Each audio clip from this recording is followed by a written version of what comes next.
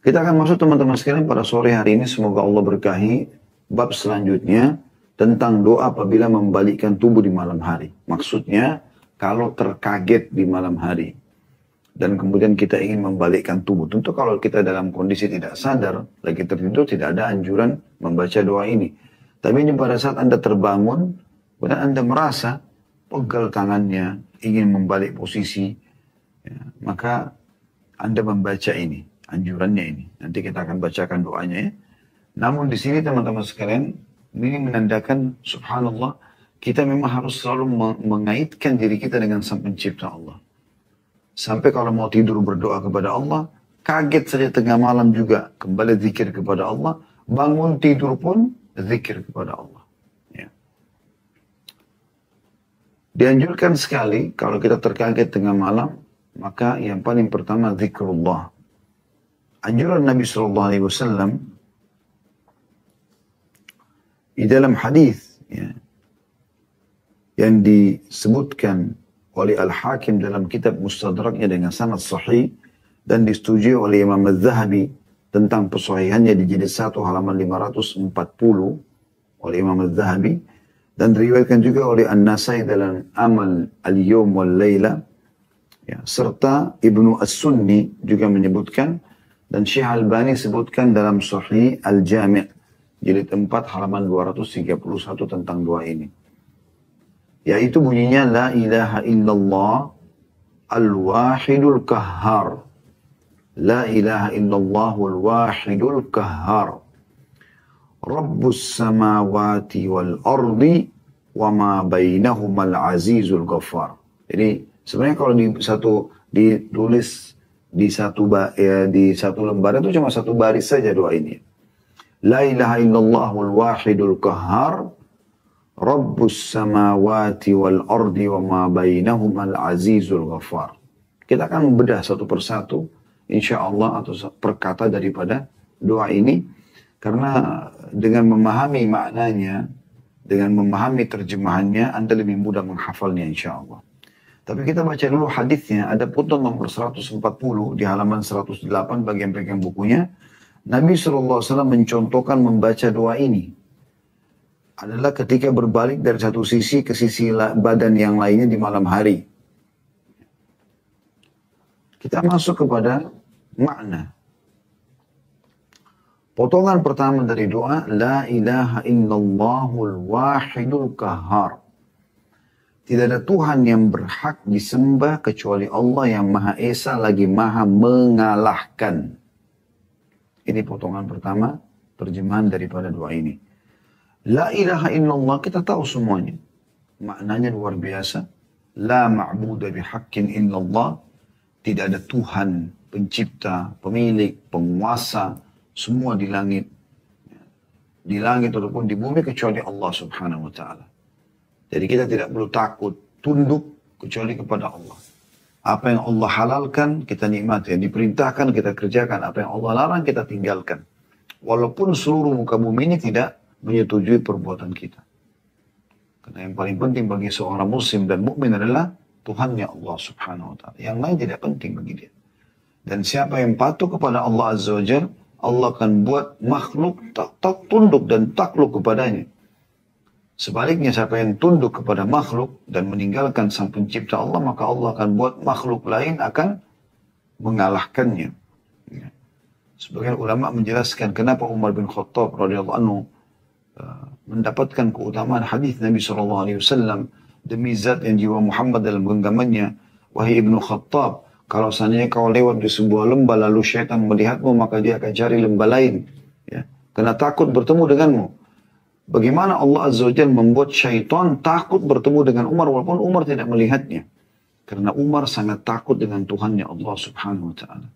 Pada saat orang menjalin hubungan yang baik dengan Tuhannya, maka Allah sebagai pencipta akan menundukkan apapun untuknya. Ya. Yang penting dia tunduknya kepada sang pencipta Allah subhanahu wa ta'ala. Makanya makna juga doa yang lain. Qul inna salati wa nusuki. Sesungguhnya salatku, sembelihanku, wa mahyaya, ya kehidupanku, wa mamati dan kematianku lillahi rabbil alamin. Untuk Tuhan alam semesta. Ini maknanya sangat dalam. Artinya memang seseorang betul-betul ya mengembalikan segala sesuatunya kepada Tuhannya Allah Subhanahu wa taala. Dan sudah sering kami ucapkan dan sampaikan teman-teman sekalian, kalau la ilaha illallah ini akan menjawab semua pertanyaan yang muncul dari benak seseorang yang masih ragu kalau ada pencipta. Karena dia lihat ke langit, apapun yang dijangkau oleh matanya atau tidak terjangkau oleh matanya, misalnya burung berterbangan, awan, pergantian siang malam, hujan yang turun, dan yang tidak nampak dengan mata dia. Banyak sekali di langit sana yang mungkin para ilmuwan pun belum bisa melihatnya, walaupun dengan alat yang canggih karena jaraknya sangat jauh dari bumi. Dan tentu di alam kita orang beriman, ya orang-orang muslim, kita tahu di sana ada malaikat yang hidup di langit sana. Semua itu, semua yang di bumi, yang nampak dengan mata manusia, dengan berbagai macam perbedaan paras wajah, warna kulit, bentuk tubuh, postur tubuh, kemudian suku, bahasa, dan segala macam makanan, dan semua berhubungan dengan manusia ini. Semua berhubungan dengan makhluk yang lain seperti hewan-hewan dari semut sampai ke gajah yang besar, dengan sistem pencernaan, sistem pertahanan, dan segala macam hal. Semua tumbuh-tumbuhan dari rumput sampai pohon beringin yang besar. Semuanya itu. Begitu juga di dalam kedalaman lautan dengan segala macam makhluk yang ada di sana. Maka kata kuncinya, la ilaha illallah. La ma'buda bihaqqin illallah. Tidak ada yang menciptakan itu. Tidak ada yang mengurus. Tidak ada yang mengawasi. Tidak ada yang menghidupkan. Tidak ada yang mematikan. Kecuali Allah. Maka seorang mukmin hidup dimanapun. Mau dia di daratan, mau dia sedang di udara. Kalau kita sekarang mungkin menggunakan pesawat. Atau dia sedang di atas lautan. Ya, di atas sebuah kapal. Maka dia berada di bumi dan makhluk Allah Subhanahu wa ta'ala. Itu makna la ilaha illallah. Kalau ini teman-teman cuma diucapkan dengan lisan tanpa dimahami maknanya, maka tidak akan terlihat bobotnya. Tapi kalau kita memahami makna dan bobot yang ada di dalamnya, maka itu luar biasa. Dan kalimat inilah, karena kalimat la ilaha illallah inilah, Allah turunkan kitab-kitab dari langit. Allah juga mengutus para rasul dan nabi sampai berjumlah 120.000 nabi dan rasul, di antaranya 313 rasul, 120.000 nabi, di antaranya 313 rasul. Dan yang wajib kita imani 25 nabi dan rasul. Dan karena kalimat inilah ada surga dan neraka. Ini asas semuanya. Kita bangun tidur, baca ini. La ilaha illallah. Diperkuat dengan lagi sifat Allah Al-Wahidu. Al-Wahidu artinya yang Maha Esa. Tidak ada Tuhan lain. Nggak perlu cepat. Nggak usah repot-repot mencari Tuhan. Nggak usah repot-repot bingung. Menebak ini apa. Nggak usah. Tidak ada Tuhan lagi. Tidak ada pencipta lagi. Karena Allah menjelaskan dalam firman yang lain. A'udzubillahi minasyaitonirrajim. Lau kana fihi ma'alihatun illallah la fasadata. Kalau ada Tuhan selain Allah di langit bumi ini, maka akan hancur semua ini. Dalam ayat lain dikatakan la dhahaba kullu ilahin bima khalaq wa la'ala ba'dhum 'ala ba'd. Maka secara otomatis Tuhan-Tuhan itu akan pergi membawa ciptaan-ciptaannya sendiri dan pasti mereka akan berperang satu sama yang lain. Jadi memang tidak ada Tuhan kecuali Allah Subhanahu wa taala. Ini kebahagiaan bagi orang beriman karena dia cuma kembali kepada satu Tuhan saja. Satu raja saja, satu pencipta saja. Kalau dia sedang mendapatkan nikmat, maka yang ciptakan dia Allah, yang ciptakan nikmat itu Allah, yang bisa pertahankan hanya Allah. Maka hanya minta kepada Allah. Kalau dia sedang ditimpa musibah, yang ciptakan dia Allah, yang ciptakan musibah itu Allah, yang bisa memberikan dia jalan keluar hanya Allah. Ini puncak kebahagiaan seseorang pada saat mentauhidkan Allah. Sudah la ilaha illallah, adalah makna tauhid, ditambah lagi sifat esanya Allah, Al-Wahid. Kalau Allah itu betul-betul esa. Kemudian Al-Qahhar. Qahhar maknanya adalah yang maha mengalahkan. Atau tidak akan pernah kalah. Itu makna Qahhar. Maha perkasa, maha kuasa. Ya, tapi lebih tepatnya memang tidak akan pernah terkalahkan. Atau akan selalu mengalahkan. Ini sifat Allah Subhanahu wa ta'ala. Dalam Al-Quran Allah mengatakan, A'udzubillahi minasyaitonir rajim, in tansurullaha yansurkum wa yuthabbit aqdamakum. Kalau kalian menolong agama Allah, Allah akan tolong kalian. Dan Allah akan kokohkan telapak-telapak kaki kalian. Jadi intinya sebenarnya bermuamalah dengan Tuhan Allah SWT. Setiap muslim harus tanamkan itu. Saya sebagai suami, saya tahu saya bukan bermuamalah dengan istri saya. Itu cuman ya aplikasi di lapangannya, sebenarnya sedang bermuamalah dengan Allah Tuhan saya. Allah akan mengawasi saya sebagai suami. Kapan saya menjadi suami yang baik, Allah akan membalas saya. Muamalah sama Allah. Istri lihat atau tidak lihat, saya akan selalu berbuat baik sama dia. Saya akan selalu jujur. Karena Allah mengawasi saya. Sebagai seorang istri, kalau yang beriman kepada Allah, ya dia tidak penting bagi dia masalah suaminya. Karena ini adalah penyebab Allah buat dia bisa mendekatkan diri kepada Allah. Karena dengan ada suami, dia patuh padanya, dia layani dengan baik. Perintah Allah di situ, maka dia akan dapat balasannya. Jadi ada suami atau tidak ada suami, tetap dia akan jaga. Tidak akan ada terjadi pengkhianatan, tidak akan ada terjadi kecurangan dan seterusnya. Itu juga sebagai bawahan, atasan. Nggak ada lagi kecurangan pada saat orang mentauhidkan Allah Subhanahu Wa Taala. Karena dia tahu yang sedang mengawasi dia Allah Tuhannya, bukan atasannya. Kalau orang belum memahami masalah ini, di saat atasannya ada, dia akan rapikan pekerjaannya, dia akan menjaga sikapnya. Tapi pada saat atasan tidak ada, maka dia akan melakukan banyak kecurangan dan hal-hal yang negatif. Dan ini semua karena belum memahami makna la ilaha illallah. Sifat Allah Al-Qahar ini, sebagian ulama memberikan gambaran, kalau seandainya Anda bersandar pada seseorang yang punya segala sesuatunya di mata manusia. Misalnya dia punya kekuatan materi, dia punya kekuatan militer, ya, dia punya benteng yang kuat, sehingga Anda selalu merasa aman kalau berdekatan dengan orang tersebut. Ya, ini bisa terjadi mungkin kalau Anda dekat dengan seorang raja, seorang presiden, penguasa yang dia punya semuanya. Anda butuh apa-apun bisa dikawal segala macam lah, kebutuhan Anda dipenuhi sama dia. Itu manusia. Maka bagaimana seseorang muslim tidak memahami teman-teman kalau dia sedang bermuamalah dengan sang pencipta yang sebenarnya yang punya sifat kahar.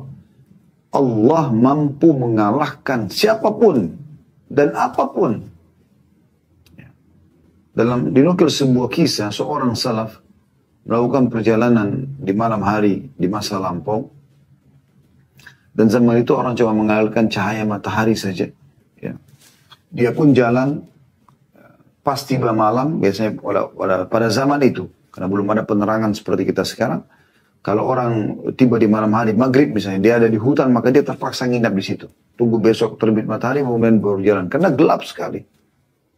Dan mudaratnya lebih besar kalau dia berjalan, gitu kan. Banyak hewan buas dan segala macam. Ada seorang salaf dulu dinukil kisah, melakukan perjalanan, kemudian tiba maghrib, dia ada di tengah hutan. Maka terpaksa dia nginap di situ. Dia uduk dengan bekal air yang dia bawa, lalu dia sholat maghrib isya, lalu dia istirahat, dia coba istirahat. Di awal malam, mungkin kalau kita jam 10, jam 11 malam, dia terbangun. Kemudian setelah itu, ya, dia sholat 2 rakaat. Dia ceritakan tentang dirinya pada saat dia selesai salam di 2 rakaat pertama, tiba-tiba depan mata dia bilang ada seekor harimau yang meraung dengan keras. Dan kelihatannya harimau ini sedang lapar. Dia tiba-tiba berpikir, kalau seandainya saya lari, harimau ini lebih cepat. Dia lebih menguasai lokasi. Powernya lebih kuat, gitu kan. Mau kemana? Kelihatan dari gigi taring harimau ini, dia akan menerkam. Tapi tiba-tiba tauhidnya muncul. Pengesahan kepada Allah yang qahar, yang maha mengalahkan. Maka dia tiba-tiba mengatakan, hai harimau, kalau seandainya Allah sang pencipta yang telah mengutus kau untuk memakanku, aku tidak akan melawan. Tapi kalau seandainya kau datang hanya untuk mengganggu ibadahku dengannya, dengan Allah, maka aku akan minta kepadanya untuk menghancurkanmu. Tiba-tiba mata harimau yang melotot tadi giginya, taring yang terlihat, maka menjadi redup matanya, mulutnya ditutup lalu kemudian meninggalkan orang soleh ini. Ini salah satu dinukil kisah seperti itu, dan ada ribuan kisah orang-orang yang telah mentauhidkan Allah SWT di mana Allah selamatkan mereka. Yang paling nyata kisah para anbiya, para nabi-nabi. Bagaimana mereka dibenci oleh kaumnya seperti Nabi Musa oleh Fir'aun, Nabi Ibrahim oleh Namrud, dan kemudian kaumnya Nabi Lut, kaumnya Nabi Shu'aib, kaumnya Nabi Saleh. Yang mereka kekar-kekar, mereka punya kekuatan, mereka segala macam, tapi Allah binasakan dan menjadi pelajaran. Ya. Dan Allah mengatakan, sudah berapa banyak kami binasakan kaum-kaum setelah Nuh. Ya. Sudah cukup banyak. Kenapa gak ambil pelajaran? Ya. Tapi banyak manusia tidak memahami masalah ini. Maka bergantung kepada sang pencipta yang memiliki sifat Al-Qahar, yang maha mengalahkan, itu luar biasa. Sampai Umar bin Khattab lalu pernah mengatakan, aku pernah berselisih pendapat dengan Bilal di dalam masalah harta rampasan negeri Persia. Hukum asalnya, kalau jihad, pasukan jihad masuk dalam satu lokasi dan menang, maka lokasi itu akan menjadi harta rampasan perang untuk para mujahidin. Ya, dibagi 5 bagian, 1/5-nya diberikan untuk Allah dan Rasulnya, maksudnya dibagikan di jalan Allah, untuk fakir miskin segala macam, panglima perang yang lebih tahu, 4/5-nya dibagi untuk para mujahidin. Ya. Maka ini terjadi. Nah, waktu pasukan muslimin sekitar 30.000 orang dipimpin oleh Sa'ad bin Abi Waqqas menembus Persia, Persia wilayah yang sangat luas. Irak, Iran, sebagian Afghanistan, masuk semuanya. Luas sekali dan kaya sekali pada saat itu. Dan Nabi SAW sudah mengatakan, segelintir dari sahabatku akan masuk ke istana putihnya Kisra, ya, di Madain. Nama ibu kotanya waktu itu Madain. Intinya teman-teman sekalian, ya, menanglah pasukan pada saat itu, dan akhirnya keputusannya ghanimah dibagi. Kalau ghanimah dibagi ini banyak sekali untuk para mujahidin. Umar bin Khattab punya keputusan lain. Dibagi sebagian lagi dijadikan seperti kerjasama dengan pemilik-pemilik tanah di situ. Karena tidak semua mujahidin mampu mengelola tanah-tanah yang ada. Tapi kalau pemilik-pemilik tanah itu mereka tahu mengelola kebunnya, mereka tahu mengelola peternakannya dan seterusnya. Maka Bilal sempat tidak setuju. Maka apa kata Umar bin Khattab? Aku pun meminta tolong agar terlunakkan hati Bilal kepada Tuhanku Allah. Dia pun sujud malam hari. Kata Umar bin Khattab, belum tiba beberapa waktu, kecuali Bilal sudah datang dan mengatakan, aku ridho dengan hukum, dengan peraturan, dengan keputusan wahai Amir Mukminin. Jadi banyak hal teman-teman sekalian. Bahkan Allah Subhanahu Wa Taala memerintahkan kita untuk bergantung padanya, walaupun pada hal-hal yang kecil. Walaupun pada hal-hal kecil, apa saja minta kepada Allah. Atau tanda kutip, bahasa lebih tepatnya kita disuruh bermanja dengan Allah. Sayangnya banyak orang tidak mau masalah itu. Mereka tidak mau ya menggantungkan nasibnya kepada Allah Subhanahu Wa Taala. Mereka lebih pikir untuk menggantungkan nasib pada manusia. Padahal Allah Subhanahu Wa Taala Maha Kuasa. Anda tahu Asma'ul Husna, 99 nama Allah yang mulia. Semuanya berisikan dengan nama-nama dan sifat-sifat yang mulia. Ya. Allah itu Maha Baik, Maha Sempurna, Maha Perkasa, dan seterusnya. Ini potongan pertama dalam doa La ilaha illallahul wahidul qahar. Saya yakin setelah kita terjemahkan ini dan juga menjelaskan maknanya, Anda lebih mudah menghafalnya. La ilaha illallahul wahidul qahar.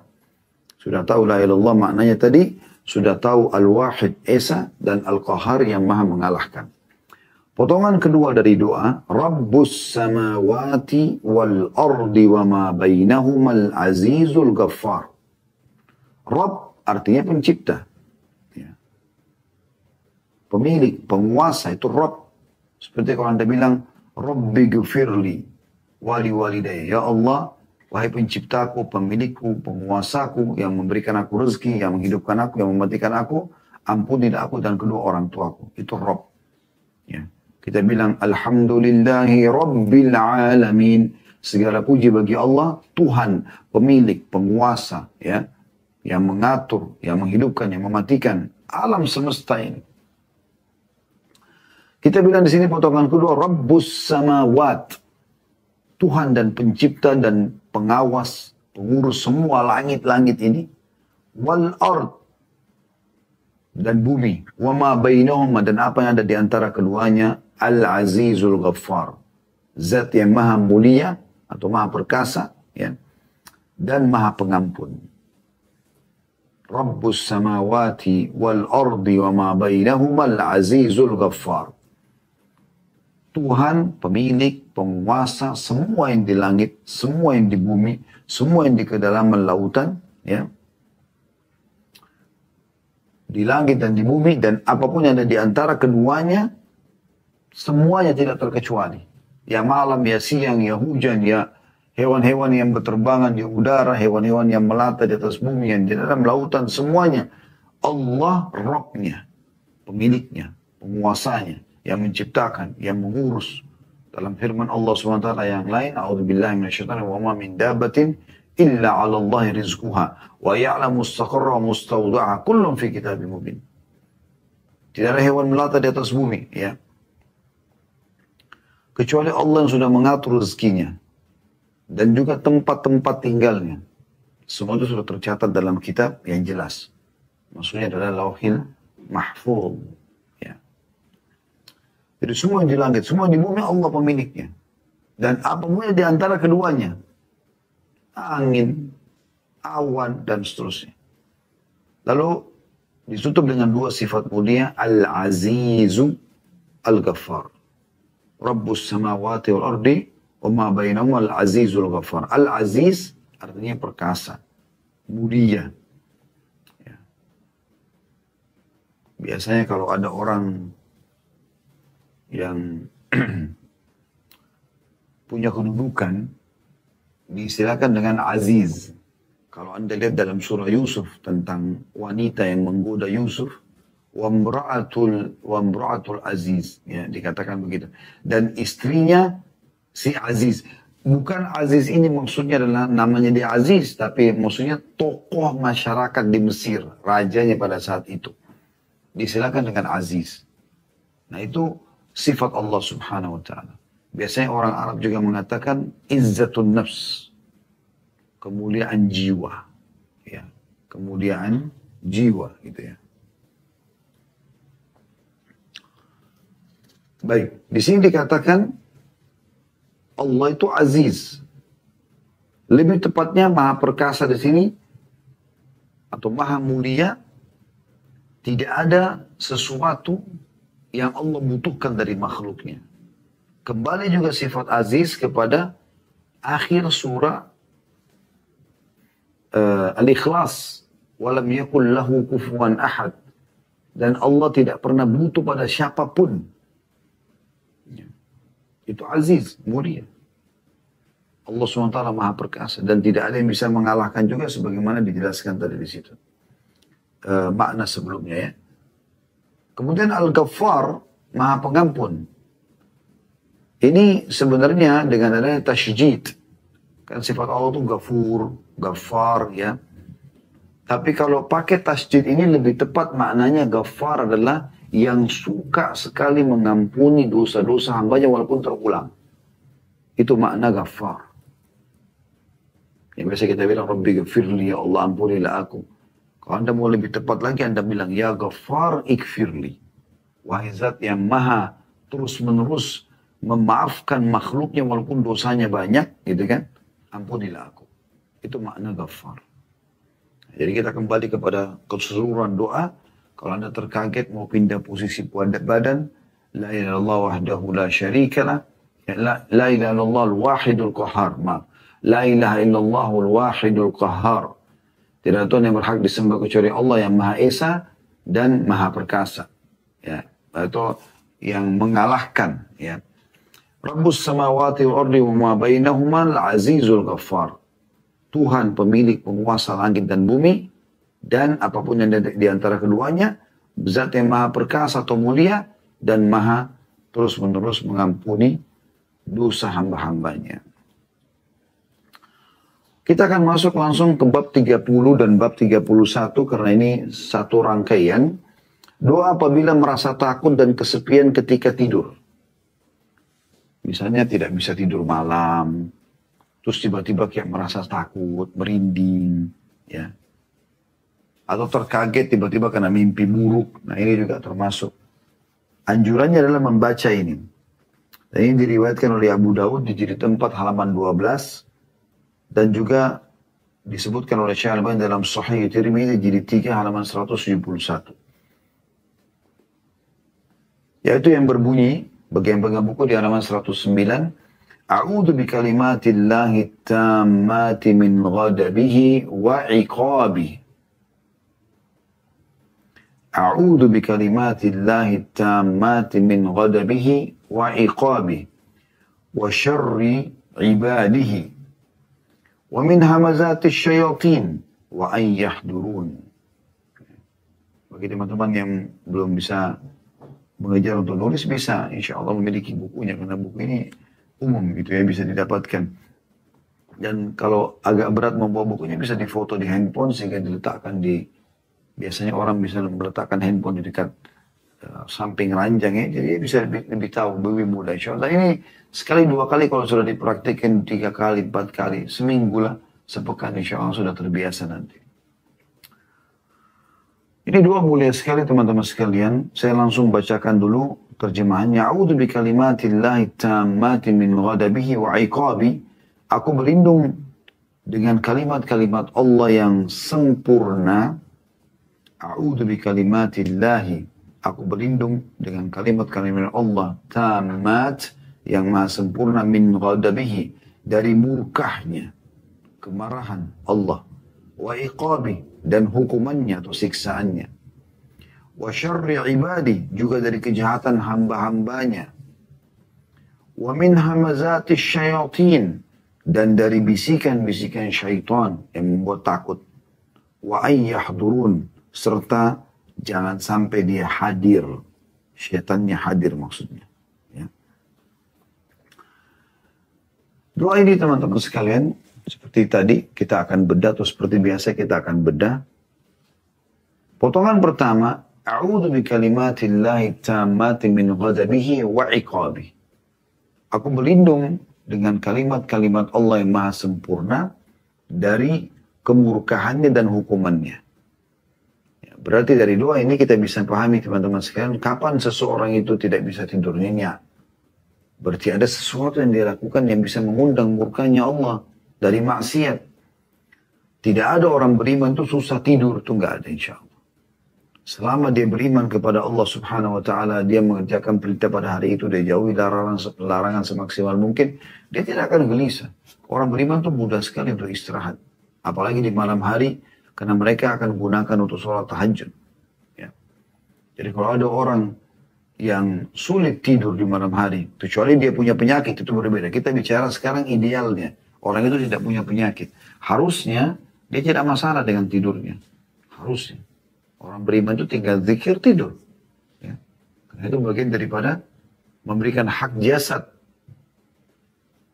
Kalau masih ada yang suka mimpi buruk, ada orang yang susah tidur, ini tanda tanya. Ada apa? Perbuatan dosa apa yang dia lakukan? Harusnya tidak ada masalah dengan ini. Oleh karena itu pada saat kita tidak bisa tidur gelisah, yang pertama kita berlindung adalah dari kemurkaan Allah dan hukumannya. Karena pasti ada dosa di situ, nggak mungkin. Tidak mungkin itu tidak. Anda pernah dengar bagaimana Umar bin Khattab tidur di atas padang pasir, di bawah sebuah pohon. Ali bin Abi Thalib juga pernah tidur di masjid di atas tanah. Para mujahidin, para sahabat pergi jihad, mereka tidur biasa. Tidak ada masalah dengan tidur mereka itu. Bahkan kalau Anda lihat perang Badar, ya, itu Allah subhanahu wa ta'ala menurunkan gerimis pada saat itu. Mereka tertidur di malam itu. Karena Allah ingin mereka istirahat. Sementara di sisi gunung tempat perang Badar itu, tempat orang kafir turun hujan deras. Sehingga membuat mereka tidak bisa tidur malam itu. Mereka begadang. Ya. Mereka begadang tidak bisa tidur. Akhirnya besok mereka letih pada saat mau berperang. Dan baju-baju mereka jadi basah kuyup, jalan mereka becek, mereka susah melangkah. Sementara kaum muslimin, mereka bisa istirahat dengan tenang malam itu. Jadi tidur tanda-tanda kekuasaan Allah SWT. Harusnya bisa tidur. Kalau tidak bisa tidur berarti tanda tanya, ada masalah apa Anda tidak bisa tidur? Itu kan karunia Allah Subhanahu wa taala, nikmat. Kenapa Anda tidak bisa nikmati? Ini jadi tanda tanya. Ya, makanya subhanallah justru acara-acara syaitaniyah, diskotik, bar malam hari memang. Bagi orang-orang susah tidur, begadang. Ini nggak masuk akal ini semua. Ya. Makanya pertama sekali Anda baca, kalau tidak bisa tidur, minta ini. A'udzu bi kalimatillahi tammati min ghadabihi wa iqabi. Aku berlindung dengan kalimat-kalimat Allah yang maha sempurna dari kemurkaan Allah. Allah lagi marah berarti ini. Masalahnya itu. Ya. Dan siksaannya. Para salafus saleh teman-teman sekalian, kalau jalan kaki mereka kesentuh batu saja, maka mereka sudah mengatakan atau membaca kalimat istirja. Inna lillahi wa inna ilaihi raji'un. Kami milik Allah, kami akan kembali kepada Allah. Mereka langsung bermuhasabah. Anda pernah dengar bagaimana dalam Al-Quran digambarkan Nabi Daud alaihissalam. Allah uji, Allah lemparkan bangkai di depan singgasananya. Langsung beliau tersungkur. Tidak mau mengangkat kepalanya sampai dipastikan Allah sedang tidak murka padanya. Nabi Muhammad SAW pada saat mendung. Ya, kalau lagi mendung, beliau gelisah, mondar-mandir, gelisah. Sampai Aisyah pernah berkata dalam riwayat yang sahih, ya Rasulullah, kenapa Anda seperti ini? Ada masalah apa? Ini mendung, mungkin bisa hujan. Kata Nabi SAW, wahai Aisyah, apa jaminannya kalau di belakang mendung ini mungkin ada siksa? Sampai hujan jelas turun, udah jelas-jelas hujan bukan siksaan barulah. Karena banyak kaum-kaum sebelum kita, ya Allah binasakan begitu. Mendung, mereka kira itu adalah nikmat, hujan akan turun, ternyata yang turun adalah azab. Begitu orang-orang beriman, mereka gelisah, jangan sampai nikmat tertahan karena ada dosa yang mereka lakukan. Dan memang itu pasti terjadi teman-teman sekalian ya. Jadi kalau ada nikmat-nikmat Allah Azza wa Jalla yang tertahan, kesehatan, keturunan, apa saja, harta, maka pastikan langsung memohon ampun kepada Allah Subhanahu wa Ta'ala, karena Allah tidak akan mengharamkan orang beriman dari nikmatnya. Allah janjikan dalam banyak ayat Al-Quran. Oleh karena itu kita minta yang paling pertama dijauhkan dari semua kemurkaan Allah Azza wa Jalla dan juga hukumannya. Potongan yang kedua, wa syarri ibadihi, dan dari kejahatan hamba-hambanya, ciptaannya. Nah ini masuk umum semua. Ya.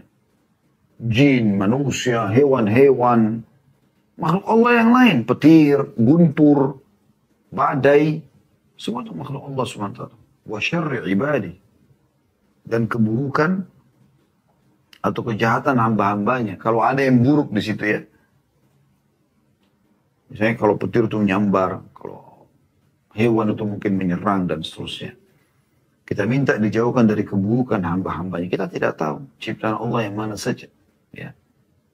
Karena biasanya ketidaktakutan. Kan kalau orang itu bisa tidur nyenyak kalau dia merasa aman ya. Kapan Anda mau tidur terus tiba-tiba ada telepon, sedikit aja atau ada WA mengancam, isi ancam, mana sudah tidak bisa tidur kan? Berarti ada sesuatu yang mengancam di situ sehingga membuat Anda gelisah tidak bisa tidur. Makanya di sini dikatakan doa apabila merasa takut dan kesepian ketika tidur atau mau tidur, jadi merasa gelisah nggak bisa tidur. Maka kita minta berlindung setelah ya Allah jangan Engkau murka padaku ya Allah, tambah lagi dan ya Allah juga aku berlindung dari semua keburukan atau kejahatan hamba-hambamu. Kemudian potongan yang ketiga, wa min hamazatis syayatin wa ayyahdurun, dan dari bisikan-bisikan syaitan. Bisikan syaitan itu kepada nafsu untuk berbuat dosa dan kepada ketakutan. Ini fokusnya kepada dua hal itu. Kalau dia bukan membuat Anda nonton perbuatan yang haram, maka dia akan takut-takuti Anda. Cuma dua itu. Dari syaitan. Ya. Oleh karena itu orang cuma dalam dua keadaan itu. Dia begadang dalam kondisi nonton maksiat, atau memang dalam kondisi dia ketakutan. Itu permainan syaitan. Maka di sini kita berlindung di potongan ketiga doa, wa min hamazatis syayatin, dan dari bisikan-bisikan syaitan. Ya, itu suara apa tuh? Ini apa nih? Itu apa nih? Dan segala macam. Orang beriman mau tinggal di hutan pun atau di rumah sama saja. Kalau kita dengar pada kisah para salafus saleh, mereka tidur di hutan sebagaimana tidur di rumahnya. Bahkan dinukil dari mereka kalau mereka bangun sholat malam, maka hutan belantara itu seperti istana yang mewah. Rumput liar yang mungkin ada hewan-hewan di situ, ada serangga-serangga yang berbahaya bagi dia, itu seperti karpet yang mewah. Gelap itu seperti terang benderang bagi mereka. Dan mereka sholat malam tanpa terganggu sedikit pun. Kemudian juga jangan sampai syaitan-syaitan itu hadir. Ini menandakan memang syaitan juga hadir dalam kehidupan kita. Ya, tapi kita tidak bisa lihat kehadiran mereka. Tapi memang mereka hadir. Makna ayyahdurun, hadar, artinya hadir. Indonesia juga mengambil itu ya, bahasa hadir. Berarti dia hadir. Dia ada, nampak. Bukan nampak, maksudnya hadir bersama kita. Bukan nampak. Penampakan ini hanya sebagian orang yang memang sudah dikuasai jiwanya. Kalau orang yang tidak dikuasai jiwanya sama syaitan, mudah-mudahan tidak akan pernah. Kecuali syaitan itu menjelma seperti kasus yang datang pada Abu Hurairah. Tapi kalau penampakan syaitan sendiri itu tidak akan pernah, Allah sudah melarang mereka untuk menampakkan diri atau tidak memang diizinkan untuk menampakkan diri kepada manusia gitu. Nah, ini potongan doa yang kita baca pada saat kaget dan takut, misalnya gelisah, nggak bisa tidur. Jadi kita bagi menjadi 3 bagian ya. A'udzu bikalimatillahi tammati min ghadabihi wa iqabihi. Ini yang pertama, kita mohon agar jangan sampai Allah murka dan menyiksa kita. A'udzu bikalimatillahi tammat, aku berlindung kepada Allah dengan kalimat-kalimat yang sempurna min ghadabihi, dari murkahnya Allah, wa iqabihi, dan hukumannya. Kemudian setelah itu kita berlindung dari semua keburukan hamba-hamba Allah, wa syarri ibadih. Lalu yang ketiga terakhir kita minta berlindung dari syaitan mu'minin hamazatis syayatin wa ayyahdurun, dan dari bisikan-bisikan syaitan dan jangan sampai mereka hadir. Kemudian yang ke-31 teman-teman sekalian adalah apa yang disunnahkan diperbuat oleh orang yang bermimpi buruk atau ngigau. Di sini langsung Syekh Sa'id atau Syekh Sa'ad tepatnya, Syekh Sa'id menyusun beberapa poin saja langsung. Jadi kalau Anda terkaget karena mimpi buruk, ketakutan, mendengar suara bising yang tidak biasa gitu, maka yang pertama beliau mengatakan meludah ke sebelah kiri 3 kali. Meludah ini maksudnya meniup ya, bukan meludah besar, tapi meniup.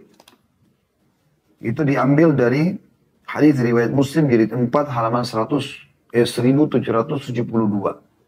Diriwayatkan Imam Muslim jilid 4 halaman 1772. Ya. Perintah Nabi SAW agar meludah 3 kali ke sebelah kiri. Yang kedua, memohon perlindungan kepada Allah dari godaan syaitan dan keburukan mimpinya. A'udzubillahi minasyaitonirrajim. Jadi Anda bisa gabungkan A'udzubillahi minasyaitonir lalu meludah ke sebelah kiri 3 kali dengan meniup ya. Ini hadis diriwayatkan Muslim jilid 4 halaman 1772 sampai 1773. Jadi lanjutan sebenarnya ini. Jadi bisa digabungkan baca isti'adzah a'udzubillahi sambil meludah 3 kali sebelah kiri. Yang ketiga, tidak menceritakan mimpinya kepada orang lain. Tidak boleh cerita mimpi buruk. Diriwayatkan Imam Muslim jilid 4 halaman 1772. Jadi sama di halamannya hadis-hadis ini atau penyampaian tentang ini dalam riwayat Muslim semuanya. Sampai pernah ada sahabat mengatakan, ya Rasulullah, saya mimpi kepala saya copot, lalu tergelinding, lalu saya mengejar-ngejarnya. Kata Nabi SAW, janganlah seseorang terkali menceritakan permainan syaitan terhadap diri dalam mimpinya. Kalau mimpi itu bagus, baik, menggembirakan, ceritakan, tidak masalah. Boleh menceritakan mimpi yang baik. Bahkan kata Nabi SAW, mimpi yang baik atau ru'ya sadiqah, itu adalah bagian daripada 40 cabang mukjizat kenabian gitu. Dan dalam mendekati akhir zaman atau hari kiamat, kata Nabi SAW, mimpi-mimpi orang beriman hampir semuanya benar. Dalam arti kata mimpi di sini mimpi baik ya. Mimpi melihat dirinya ke Ka'bah, tawaf, mimpi ketemu sama Nabi Muhammad SAW. Kalau betul dia boleh dia berbohong di sini ya. Atau dia mimpi sedang sujud, ya, dia mimpi masuk dalam surga dan seterusnya. Ini adalah hal-hal yang baik gitu. Tapi kalau buruk jangan diceritakan. Yang keempat, membalikkan tubuh atau mengubah posisi tidur dari posisi ketika ia bermimpi tersebut. Umumnya orang kalau mimpi buruk ini tengkurap atau balik kiri. Ini umumnya terjadi. Kalau orang menjalankan sunnah Nabi SAW, tidur balik sisi kanan, insya Allah tidak akan ada masalah. Dengan izin Allah SWT tidak akan ada masalah. Tapi kebanyakan orang tidak seperti itu. Ya. Mereka yang mimpi buruk ini tengkurap, karena ini cara tidurnya ahli neraka, cara berbaringnya ahli neraka, atau dia balik sebelah kiri. Dan kita dianjurkan kan balik sisi kanan dengan meletakkan telapak tangan di bawah pipi kanan. Dan tadi sudah kita ajarkan atau kita bacakan teman-teman sekalian doa kalau kita membalikkan diri ya. La ilaha illallahul wahidul qahar ya. Tadi sudah kita baca Rabbus samawati wal ardi wa ma bainahuma al-azizul ghaffar. Ya. Yang terakhir, yang kelima, berdiri dan melaksanakan sholat bila mau. Ini semua diriwayatkan Imam Muslim di jilid yang sama, jilid 4, halamannya juga 1772 sampai 1773. Ya. Dan ini jauh lebih baik kalau dia bangkit kemudian dia sholat. Baik teman-teman sekalian, kita akan coba menambahkan faedah yang bisa kita ambil, tentu di luar daripada kitab atau buku yang sedang kita bedah. Kita akan coba ngambil faedah yang disampaikan, atau ada hadis yang lain berikut faedahnya ditulis oleh Syekh Abdul Razak bin Abdul Muhsin Al-Badr, hafidhahullah, salah satu ulama yang hidup sekarang di Saudi dan menjadi tenaga pengajar tetap di Masjid Nabawi. Dan ini diambil dari Fiqhu Ad-Di'iyah wal Adhkar, ya. Ada buku beliau fikih doa-doa dan juga zikir. Di tepatnya di halaman 3, di jilid 3 halaman 80. Ada sebuah hadis yang sahih yang menjelaskan barang siapa yang terkaget di malam hari, maknanya begitu ya. Kemudian dia membaca ini. La ilaha illallah wahdahu la syarikalah. Lahul mulku wa lahul hamdu wa huwa ala kulli syai'in qadir. Alhamdulillah wa subhanallah wa la ilaha illallah wallahu akbar wa la hawla wa la quwata illa billah. Jadi 3 zikir digabungin ya. La ilaha illallah wahdahu la syarikalah, lahul mulku wa lahul hamdu, ya, wa huwa ala kulli syai'in qadir. Ini zikir. Kemudian kita membaca alhamdulillah wa subhanallah wa la ilaha illallah Allah akbar. Biasanya kan kita baca subhanallah alhamdulillah wa la ilaha illallah Allah akbar. Di sini dimulai dengan alhamdulillah wa subhanallah wa la ilaha illallah Allah akbar. Yang ketiga, wa la hawla wa la quwata illa billah. Nah, 3 zikir ini teman-teman sekalian kita terjemahkan dulu. La ilaha illallah wahdahu la syarikalah. Tidak Tuhan yang berhak disembah kecuali Allah dan tidak ada sekutu bersamanya. Lahul mulk, miliknya lah segala kerajaan. Walahul hamd, dan segala puji-pujian. Wa huwa ala kulli syai'in qadir, dan dia mampu mengerjakan apa yang dia inginkan. Kalau Anda masih ingat, kita pernah bedah ini panjang lebar di zikir habis sholat dan zikir pagi dan petang. Ya. Kemudian, alhamdulillah, segala puji bagi Allah, kita tahu kalimat syukur. Wa subhanallah, maha suci Allah, puji-pujian kepada Allah. Wa la ilaha illallah, diulangi lagi. Tidak Tuhan yang berhak disembah kecuali Allah. Kalimat tauhid, wallahu akbar, Allah maha besar. Kemudian membaca la hawla wa la hawla wa la quwata illa billah. Tidak ada dan kekuatan kecuali dari Allah. Doa ini teman-teman sekalian, kata Nabi SAW, barang siapa yang terbangun dari tidurnya di malam hari lalu membaca doa ini, kemudian setelah itu dia berdoa atau memohon ampun, niscaya doanya akan diijabah oleh Allah. Dan jika bangun berwudu lalu mengerjakan sholat, maka niscaya sholatnya diterima oleh Allah. Ini hadisnya luar biasa ini, ya. Jadi kalau baca doa ini saya zikir, terkaget malam hari. Walaupun Anda tidak tahu apa, Anda tidur lagi. Maka Anda baca la ilaha illallah wahdahu la syarika lah, lahul mulku wa lahul hamdu wa huwa ala kulli syai'in qadir. Subhanallah, ya. Ya, alhamdulillah wa subhanallah wa la ilaha illallah Allah akbar wa la hawla wa la quwata illa billah. Ya. Ada riwayat lain ditambah Allahumma gfirli. Ya Allah ampunilah aku. Itu kata Nabi SAW, siapa yang bangun baca ini, bangun saja belum buat apa-apa, maka akan diampuni dosanya yang lalu. Kalau dia berdoa akan diijabah. Kalau dia sholat akan diterima. Jadi walaupun dia tidak sholat tidak masalah, tapi kalau dia bangun sholat dipastikan diterima dengan gara-gara doa ini. Ya. Ibn Battal berkata rahimahullah, seyoganya orang yang telah sampai kepadanya hadis ini mengamalkannya dan mengikhlaskan dia dalam mengamalkan, karena dia akan mendapatkan banyak keutamaan. Terkaget saja lalu tidur lagi, usahakan dia selipkan baca ini, diampuni dosanya. Kalau sempat berdoa, ya Allah mudahkan urusanku, dimudahkan oleh Allah, diijabah doanya. Kalau dia bangun, dia sholat, diterima sholatnya. Apalagi yang kita harapkan lebih daripada ini. Ibnu Hajar rahimahullah, kata Syekh Abdul Razak ya, menukil ini, beliau mengatakan ketika Ibnu Hajar mengamalkan hadits ini, atau membawakan sebuah faedah dari hadits ini, dia mengatakan dari Abdullah Al-Farabi rahimahullah, salah seorang yang meriwayatkan hadits dari Imam Bukhari, dia mengatakan, saya membaca zikir ini ketika terbangun. Kemudian setelah itu aku tidur lagi, dan pada saat tidur aku didatangi seseorang yang membaca ayat Allah Subhanahu wa taala. Ini dalam surah Al-Hajj, surah nomor 22 ayat 24. Dia baca zikir ini lalu tertidur lagi. Tapi dia dengar dalam mimpinya ada orang yang bacakan di ayat ini, yang bunyinya dalam surah Al-Hajj ayat 22 sampai 24. A'udzu billahi minasyaitonir rajim. Maaf, surah nomor 22 ayat 24. Ya.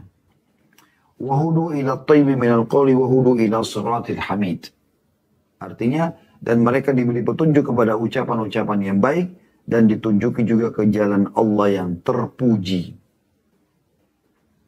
Ini bagian daripada tambahan yang perlu kita bahas dalam doa kita. Dan ini zikir juga pada saat terkaget di malam hari ya. Jadi tidak ada dalam buku kita. Di dalam hadis ya, diriwayatkan Bukhari Muslim juga, ada doa yang Nabi SAW baca, Allahumma gfir li khati'ati. Ya Allah, maafkanlah semua kesalahanku. Tentu ini tambahannya saja ya. Kalau Anda mau lebih perkuat lagi agar dosa-dosa Anda dibersihkan, Allah maghfir li khati'ati. Ya Allah, maafkanlah semua kesalahanku. Wa jahli, kebodohanku. Wa israfi, sikap berlebihanku. Ya. Fi amri, di semua urusanku. Wa ma anta a'lamu bihi minni. Dan engkau lebih tahu daripada aku. Allah maghfir li jiddi wa hazli. Ya Allah, ampunilah kesalahanku dalam hal aku lagi serius, jid, melakukan kesalahan dalam betul-betul tahu. Wa hazli, ya, dan dalam keadaan gurauan. Wa khata'i, dan kesilapanku, kelalaian. Wa amdi, dan kesengajaanku. Wa kullu dzalika indi, dan semua itu ada pada diriku. Kita akui itu kepada Allah. Allah maghfirli ma qaddamtu. Ya Allah, maafkan semua yang pernah aku lakukan. Wa ma akhartu, dan apapun yang akan aku lakukan. Wa ma asrartu, dan apa yang aku sembunyikan. Wa ma alantu, dan apa yang aku terang-terangkan. Wa ma anta alamu bihi minni, dan engkau lebih tahu daripada aku ya Allah. Antal muqaddimu wa antal muakhiru wa anta ala kulli syai'in qadir. Engkaulah zat yang mengedepankan, ya, maksudnya mengedepankan derajat dan keistimewaan hamba dengan taufik. Dan engkaulah yang mengakhirkan derajat mereka. Dan engkau maha kuasa atas segala sesuatu. Ini riwayatkan Imam Bukhari Muslim. Doa ini dari hadits Abu Musa al-Asy'ari radhiyallahu anhu, bahwa Nabi SAW berdoa dengan doa tersebut, ya. Dan doa ini dibaca oleh Nabi SAW. Tentu di dalam riwayat-riwayat tidak disebutkan secara khusus apakah itu di malam hari atau di siang hari. Tapi doa ini menguatkan kalau kita mau menambah doa-doa agar dibersihkan dosa. Tapi tadi doa yang sebelumnya yang sudah kita titik beratkan, zikir itu yang penting untuk kita ketahui karena tambahan dari bahasan kita. Yaitu la ilaha illallah wahdahu la syarikalah, lahul mulku wa lahul hamdu wa huwa ala kulli syai'in qadir. Alhamdulillah wa subhanallah wa la ilaha illallah, Allah akbar wa la hawla wa la quwata illa billah. Ya, ini sampai situ. Kalau mau ditambah dengan riwayat lain, Allahumma gfirli, ya Allah ampunilah aku.